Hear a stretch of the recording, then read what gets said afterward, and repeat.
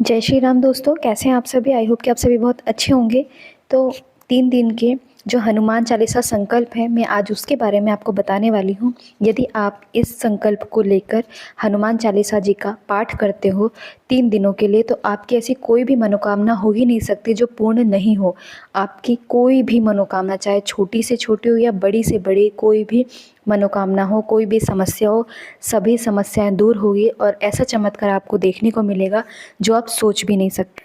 तो यदि आप ये हनुमान चालीसा का जो विधि विधान है ये पूरा आप जान लेंगे और उसी विधि विधान से अगर आप ये हनुमान चालीसा का पाठ करते हैं तो ही आपकी ये मनोकामना पूर्ण होगी। यदि आप गलती करते हैं और बीच में कुछ ऐसी नियम का जो है पालन नहीं करते हैं तो आपकी कोई भी मनोकामना पूर्ण नहीं होगी। तो इस बात का विशेष ध्यान रखें कि मैं जो भी आपको विधि बताने वाली हूँ उस विधि को आप ध्यान से सुने और उसी विधि से आप ये हनुमान चालीसा का पाठ है जो आप 3 दिवसीय आप इसे करें।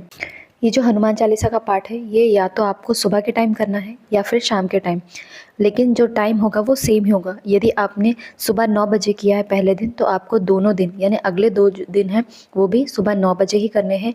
यदि आपने शाम के समय 8 बजे, 9 बजे या 10 बजे शाम को या रात में किया है तो आप उसी समय करें। लेकिन जब भी आप हनुमान चालीसा पढ़ने जाएं उसके पहले आपको नहा धोकर अच्छे से, मतलब पूरी साफ़ सफाई का ध्यान रखना है, सात्विकता का ध्यान रखना है और ब्रह्मचर्य का पालन भी करना है। 3 दिन आपको विशेष ध्यान रखना है कि घर में आपके मांस मदिरा का जो है उपयोग ना हो, ऐसा कोई चीज़ ना हो जो नकारात्मक शक्तियों को बढ़ावा दे और आपका ये जो प्रण है खंडित करे। इसलिए इस बात का विशेष ध्यान रखें, क्योंकि हम लोग कभी कभी क्या होता है कि कभी बुखार आता है तो कभी हम लोग महंगे डॉक्टर के पास जाते हैं तो भी हम ठीक नहीं हो पाते।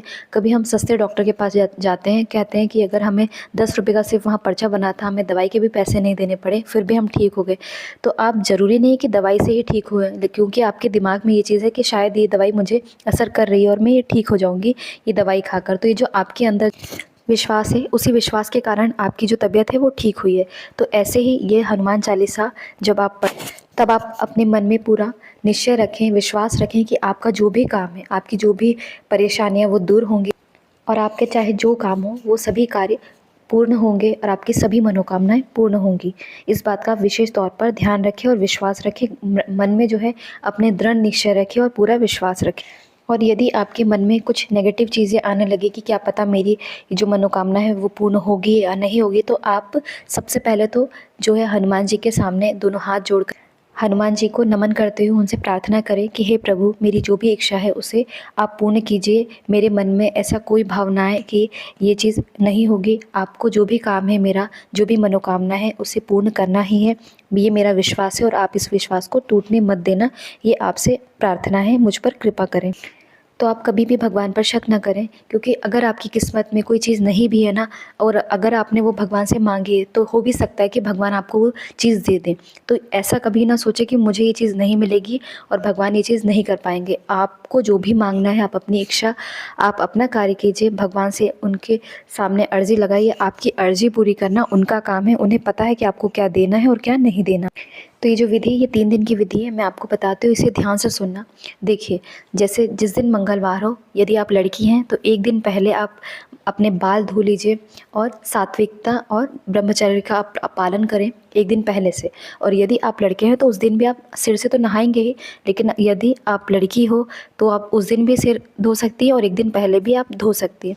जैसे आज मंगलवार है, यदि आप सुबह के समय ये पाठ करना चाहती हैं तो आप सुबह सबसे पहले घर के सारे कार्य करने के बाद आप नहा धो लें। नहाने के बाद और पूजा करने तक आपको वॉशरूम नहीं जाना है, इस बात का भी आप विशेष ध्यान रखें। यदि आप शाम के समय जो हनुमान चालीसा है उनका पाठ कर रहे हैं तो शाम के समय जब आप पूजन करने जाएं उसके पहले यानी आपको आधा घंटे पहले नहाना है।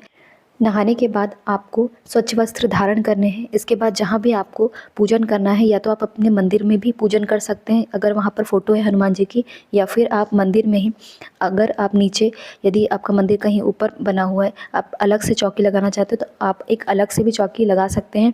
चौकी पर आपको जो है ऑरेंज कलर का या लाल रंग का कपड़ा आपको बिछा लेना है। यदि ऑरेंज मिल जाए तो बहुत अच्छा, अगर ऑरेंज नहीं मिला है तो आप लाल रंग का कपड़ा भी बिछा सकते हैं।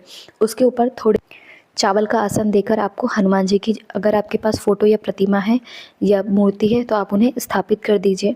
इसके बाद आपको एक तिल का तेल जो होता है, तिल के तेल का आपको एक दीपक प्रज्वलित करना है। उसमें आप लाल रंग का सिंदूर, जो ऑरेंज कलर का सिंदूर होता है, आप वो ऑरेंज कलर का सिंदूर डाल दीजिए और उसे जो है घोल कर आप अपने, अगर आप लड़की हैं तो अपने माथे पर तिलक लगा सकती हैं।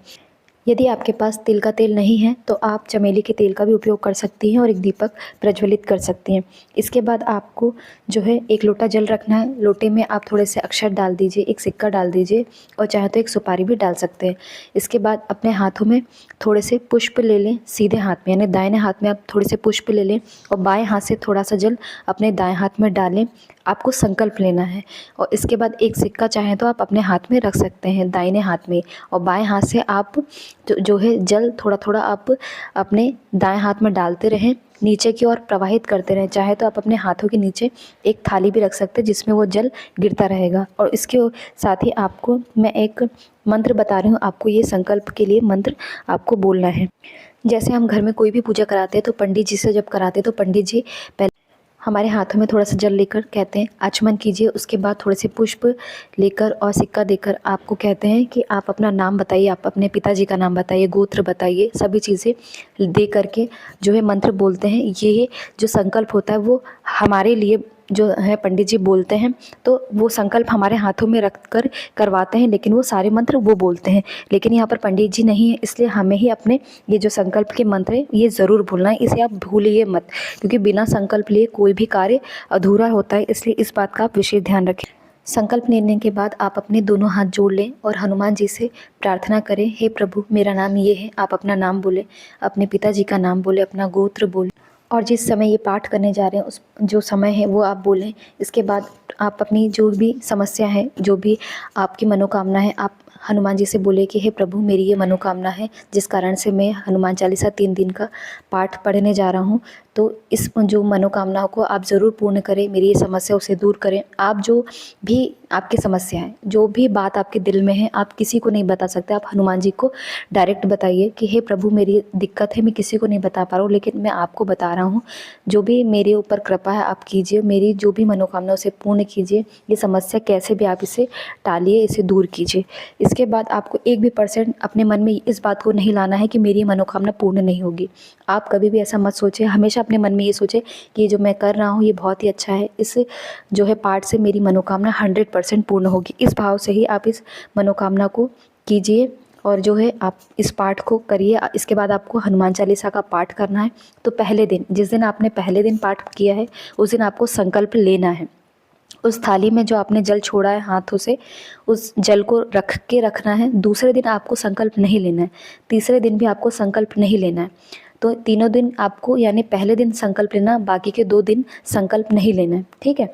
इसके बाद आपको क्या करना है, पहले दिन जो है आपको हनुमान चालीसा 5 बार पढ़नी है। यानी जो हनुमान चालीसा का पूरा पाठ है, पूरा पढ़ने के बाद दोबारा पढ़िए, फिर तिबारा पढ़िए, ऐसे करके आपको पहले दिन 5 बार पढ़नी है। इसके बाद जो अगला दिन होगा उस दिन आपको 7 बार पढ़नी है, ठीक है। और जो तीसरा दिन होगा उस दिन आपको 11 बार पढ़नी है।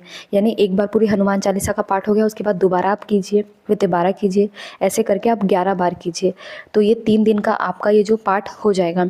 हर दिन आपको पहले दिन तो आपको संकल्प लेना है, 2 दिन आपको संकल्प नहीं लेना है। तो संकल्प लेना है पहले दिन, उसके बाद आपको पाठ करना है।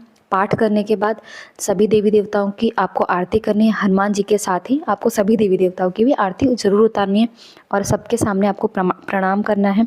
इसके बाद आपकी जो भी समस्या हनुमान जी को ज़रूर बताएं। इसके बाद ही आप जो प्रसाद है अपने घर वालों को बांटें। जो प्रसाद है आप चाहे तो जो बूंदी के लड्डू होते हैं ऑरेंज वाले, आप वो भी चढ़ा सकते हैं, या फिर आप गुड़ और चना आप चढ़ा सकते हैं। यदि आपके पास गुड़ चना नहीं है तो आप लड्डू नहीं है तो आप फिर चीनी का भी भोग लगा सकते हैं जब कुछ नहीं है तो। लेकिन आप अपने मन में ये ना लाएं कि मेरे पास ये नहीं है, आपके पास जो भी हो आप वो चढ़ा सकते हैं।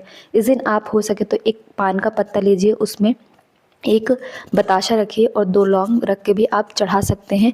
इसके बाद जब 3 दिन का संकल्प हो जाए तो ये जो लौंग होगी ये आप अपने पर्स में रख सकते हैं और पान का पत्ता और जो बताशा है वो आप कहीं भी विसर्जित कर सकते हैं।